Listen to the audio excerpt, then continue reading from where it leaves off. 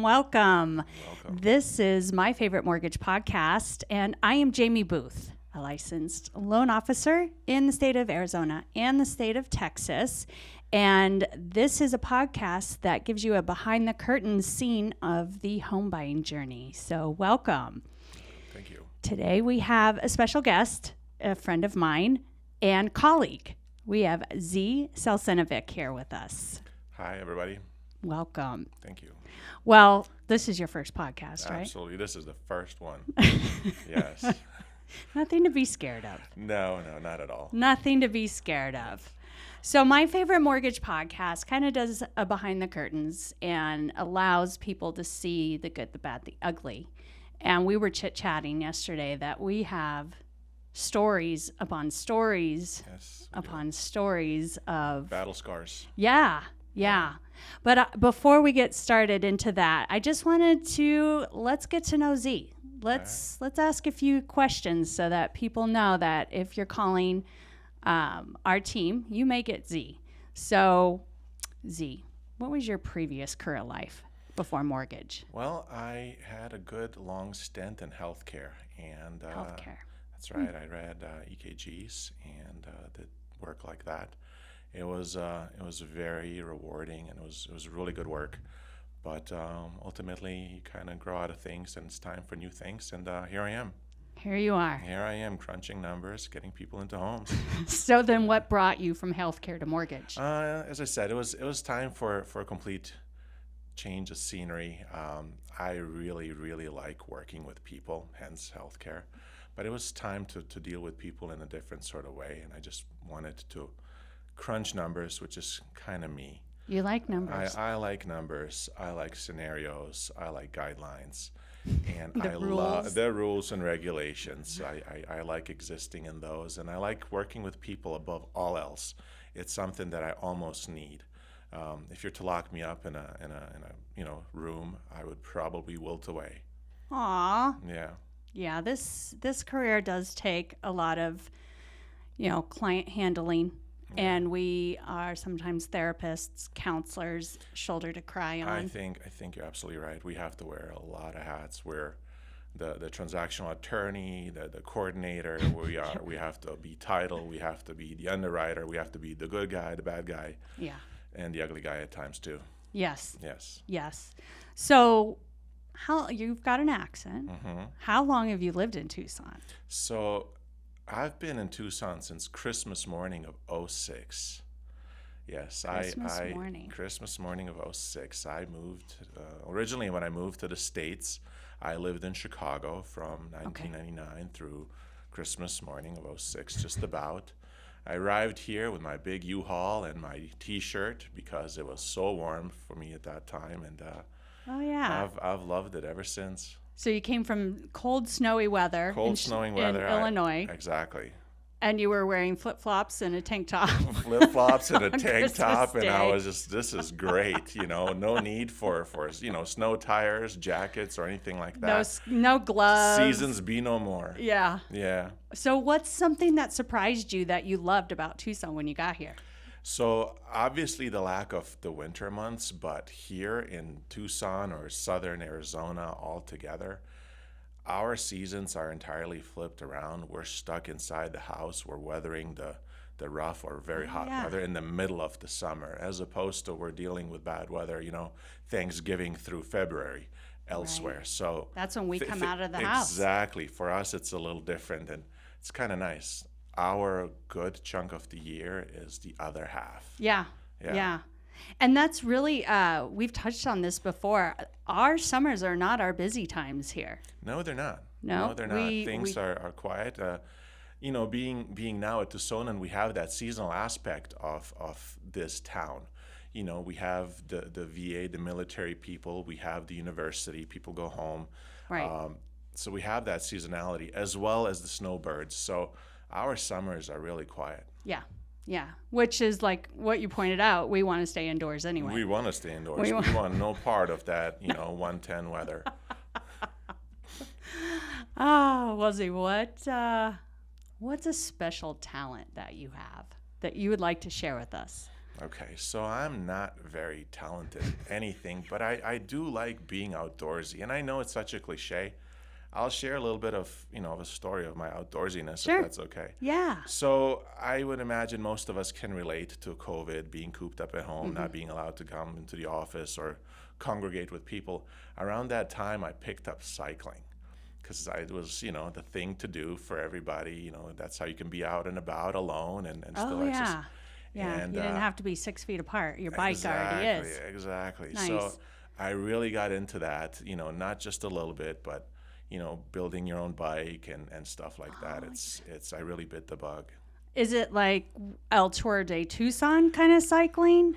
It's both. So last year I've partaken in the tour for the very first time. This year I'm going to be riding it with my sons. Oh, no. So it's turned into a family affair inevitably. What great bonding time. Yeah, it is. So no talent, but I have this hobby that I'm borderline obsessed about. You can stay on a bike for a long period. That's a talent. Yeah, it's you could build a bike. Yeah. That's a talent. Okay, there you go.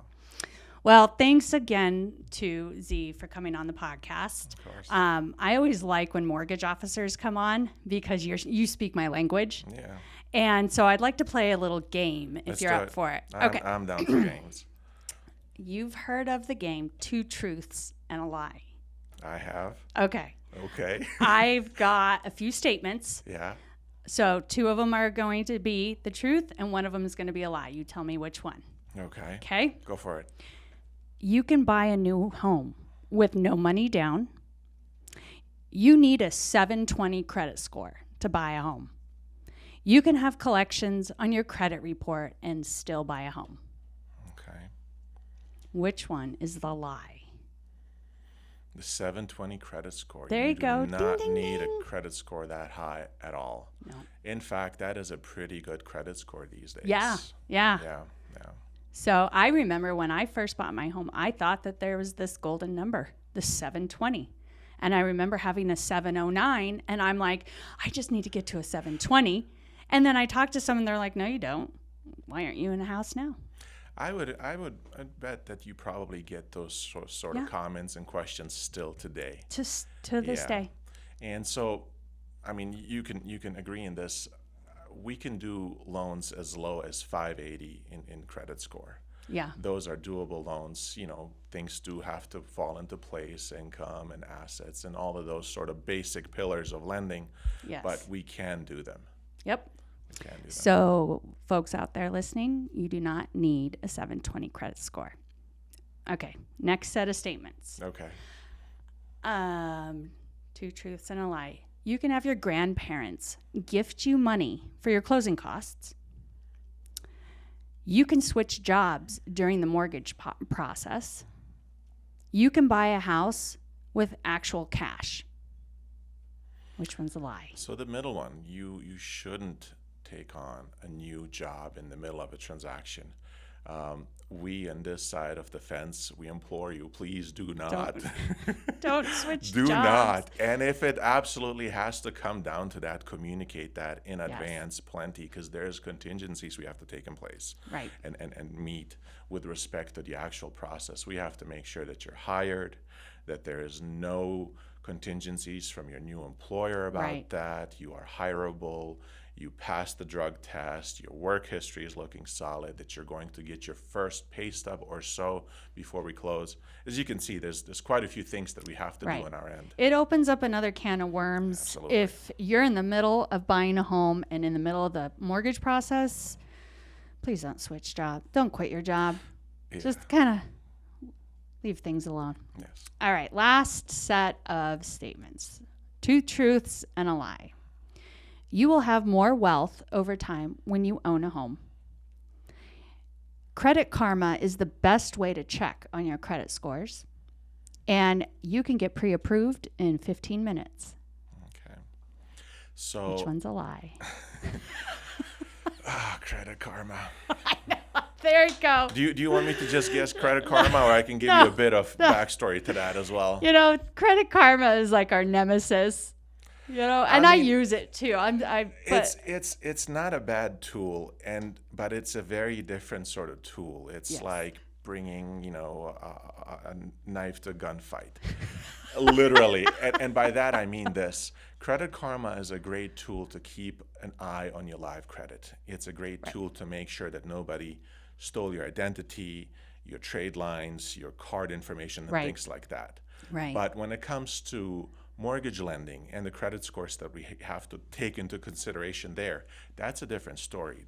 Those credit reports are a lot more comprehensive. They go further back in time. They take into consideration, you paying off debt as recently as 6 months and having a hiccup, 3 years down the road. Right. All of these things are taken into consideration. Credit Karma, while very good, it's very immediate. Yes. Yeah. And it's a different scoring model altogether. Yes. We use the FICO scoring, and this is Vantage. I'm on the exact same page. I use it myself just to kind of keep an eye, make sure there's nothing new. Yeah. But the scores are so hit or miss, and more times than not miss. Yes. Yeah. Well, thank you for that. Was that fun? Yeah. 2 truths and a lie. Yeah, okay. I like that. Well, this is my favorite mortgage podcast, and mortgages is what we do. Yes. So, Zee, tell me about a memorable mortgage transaction. A memorable one, okay. That you want to share with us today. Are we going to go into battle scars or It's up to you. Well, you could share a good one. You could share a crazy one that you lost sleep over. Okay. Those are not exclusive things. I think when I got into the industry and really started learning about down payment assistance programs, those were the sort of programs that really allowed me to do what it is that I like, which is this: communicate with people, get them into houses and things like that. And I have a transaction on my mind. I have these people on my mind a lot when it comes to young people, young couples, young families trying to get their first house. Yeah. And I really take pride and joy in getting that done. And those deals are kind of hard to do. You have to consider down payment assistance programs. For you that don't know what those are, still, those are programs that give you the down payment in the form of a second loan or a gift in order to purchase a home. Right. Oftentimes, these programs, while a very good tool, they can be finicky. And sometimes they run out of money. They are not, don't we know it? Bottomless purses of money. Right. And I had this young couple, and I committed to them. We were doing this. Money was so tight, and we came to the 11th hour, and the down payment assistance program ran out of money, and they were planning on putting us on a wait list, which often happens as well. And the entire precedent was discouraging, especially for the seller as well. They were in this transaction. We had to then in turn wait another 30 days. Wow. So we had to have the seller agree to that. No, on the contrary, we really changed gears really quickly. We found another statewide, as opposed to a Tucson-specific down payment assistance program. We got it all done in 6 calendar days, and these people got their keys. Good for you. And they're still there. I've been to their barbecues, and I like that sort of stuff. And you pulled one off. That's really an awesome story. Yes. Sometimes the no, I can't, it just will not cut it. There's a U-Haul, there's a family selling. That domino effect you cannot overlook. Yeah. Yeah, because there's still ultimately some person who is going to be affected. Yes. And we've dealt with this just recently about this state bond program that had come out, and that money was gone in 3 weeks. Yeah. And we had people out there shopping and then having to make that phone call like, we've got plan B, this other program, but it's not the same, or it didn't give this rate or this amount or this forgivable clause, and it was heartbreaking to say, never mind. It is heartbreaking. But down payment assistance programs are phenomenal. They are such a great way to get people out of renting and into homes that didn't have that time to save up the down payment. And most loans require down payment. Yes, there's some that don't. VA. Yeah. Our military folks can get into a VA loan with no money down. There are some other programs like a USDA. Yes. But for the most part, we need a down payment. And it's that first-time home buyer that can't save for 10 years for that down payment. So we've got these programs, and they're fabulous. We do them every single month, and we have great success with them, and they come and go. So when your loan officer is saying, we got this program, get in, go look at houses, that's because we have experience yes. of how fast this money goes. It is very much in demand, and people use it up in no time. Yes. And so when you are qualified for such a program, get on it. Yeah. Get on it, because it too shall pass rather quickly. Yeah. And then the next program may have a different set of rules. Yes. So you qualify for this one right now, and then a newer one comes up, and it could have totally different requirements. Absolutely. You might make too much money. Your credit scores might need to be bumped up a little bit before you close. Yeah. All of these things should definitely instill some urgency into you. Yes. And that's where we're here to help, guys. Like, we will be that urgent with you. If you're looking at houses when you're off work, we're going to help you. Yes. Well, thanks again so much Thank you for so coming much. on. It's a pleasure to be on finally. Yes. I've been wanting to for the longest time. So I'm just so happy you're here. Like, not just on the podcast, but we used to work together at another company. Yes. And now we get to work together again. So yes. We have a little bit of closing dad jokes. If you're Miss Andy brought me a little list. So let's see what they are. Okay, ready? And you're a dad, so let's did you hear about the kidnapping at school? No. It's fine. He woke up. What? I don't get that one. Kidnapping. Oh. Okay. God damn it. That one so went over my head. Okay. Yeah. I lost my job at the bank on my first day. A woman asked me to check her balance, so I pushed her over. Okay, that's good. I got that one. Yeah, I at least got that one. Yeah. Why were the utensils stuck together? I don't know.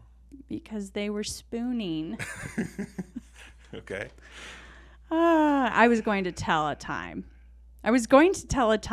traveling joke, but you guys didn't like it. Okay. Oh, Andy, I love you. They were good. Anyway, yes. I like the 2 truths and a lie. That's the first time we've done that one. I think you should do that a bit more. Yeah. I think it gives somebody like me an opportunity to just kind of elaborate on things a bit more. Yeah. And they're kind of fun. We used to do trivia. Yeah. Like just random trivia about geography and stuff, and it was not good. So I like this one. So we're going to wrap up here. Again, you guys can follow us on all major platforms. We're on Spotify, iHeartRadio, Amazon Music. You can also find us on our YouTube channel. I am Jaimie Booth. This is Zee Salcinovic. Rate us, like us, share some feedback. And as always, if you have any mortgage questions, you can find us at myfavemortgage@gmail.com. Instagram, Facebook, TikTok, you name it. We're out there. So please reach out. We'll see you next time. Bye. Thank you. Bye, guys.